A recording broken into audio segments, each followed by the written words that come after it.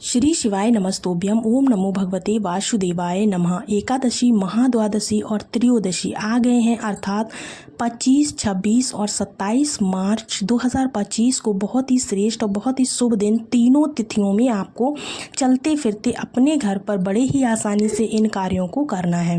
इन्हें कार्य कह लीजिए या फिर उपाय कह लीजिए, यह परम सुखकारी है। इन्हें व्यक्ति बिना व्रत के भी कर लेता है तो निश्चित रूप से लाभ मिलता है। आपको इन व्रत उपवासों को करने से बहुत अधिक सुख समृद्धि का वरदान मिलेगा। परंतु व्रत उपवास नहीं भी कर पाते हैं तो इन कार्यों को कर लीजिएगा। कैसे इन कार्यों को करना है अपनी दैनिक दिनचर्या में ध्यान से सुनिएगा, अंत तक बने रहिएगा। यह तीनों तिथियां जैसे मैंने आपको विदित कराया है श्री नारायण और महादेव जी की हैं। त्रयोदशी अर्थात महादेव को समर्पित प्रदोष व्रत, द्वादशी अर्थात सबसे श्रेष्ठ द्वादशी और एकादशी अपने आप में दुर्भाग्य को दूर करने वाली और इस महीने की सर्वश्रेष्ठ तिथि कही जाती हैं। महादेव की पूजा से श्री नारायण प्रसन्न होते हैं और श्री नारायण की पूजा से महादेव स्वतः ही प्रसन्न हो जाते हैं।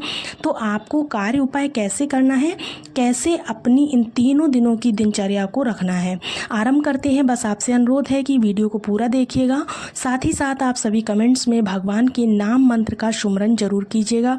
सबसे पहले तीनों तिथियों में जल्दी उठेंगे। घर के दरवाजे पर मैं हमेशा ही कहती हूँ जल का छिड़काव करें और घर के दरवाजे पर मेरे महादेव मेरे नारायण आएंगे ऐसी प्रार्थना करते हुए दीपदान जरूर से करें।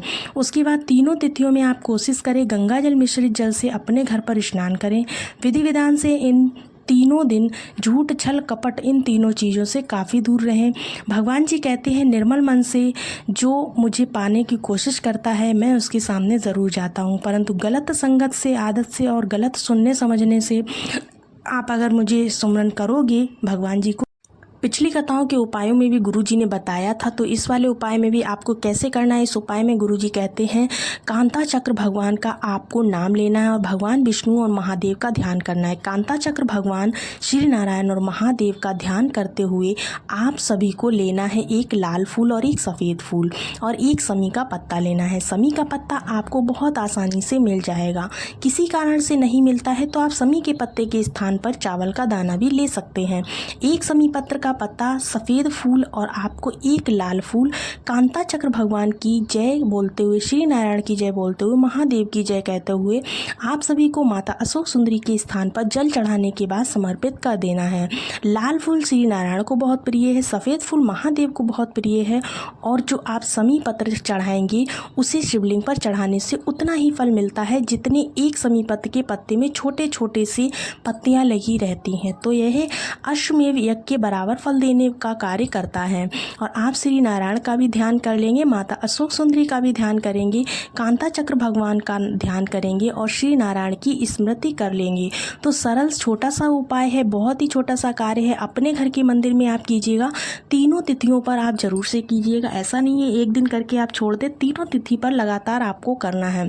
अगर आप ये कार्य करके अपने मन की इच्छा, अपने मन की कामना कहते हैं तो याद रखिएगा ये एकादशी, द्वादशी, त्रयोदशी जो तीनों तिथियां हैं ये बहुत ही ज़्यादा शुभ हैं और इस बार का जो संजोग है बहुत ही ज़्यादा शुभ है।